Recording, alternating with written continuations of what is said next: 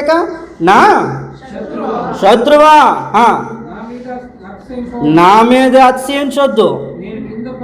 నేను ప్రస్తుతానికి కింద పడిపోయాను. నేను కింద పడినాను. చెప్పండి చెప్పండి, చెప్పలు గట్టిగా. ఈరోజు ఆరోగ్యంగా పడిపోయారా? తిరిగి లెగుస్తారు మీరు. ఆమేన్. డబ్బు విషయంలో ఆర్థికంగా పడిపోయారా? తిరిగి లెగుస్తారు. ఇంకా కుటుంబంలో సమస్యలతో పడిపోయారా? తిరిగి లెగుస్తారు మళ్ళా. అదే అంటున్నాడు, నేను కింద పడినాను, తిరిగి లెగుస్తాను. నేను అంధకారం అంటే చీకటిలో కూర్చున్నాను, అదిగో యెహోవా నాకు వెలుగుగా ఉన్నాడు. హల్లెలూయా. నువ్వు అనుకుంటావు చీకట్లో ఉన్నానని, కానీ ఒక విషయం చెప్పనా, చీకట్లోనే నీ దేవుడు వెలుగుగా ఉన్నాడు. నీ మీద ప్రకాశింపజేస్తూ ఉంటాడు ఆయన వెలుగుని. ఆమేన్.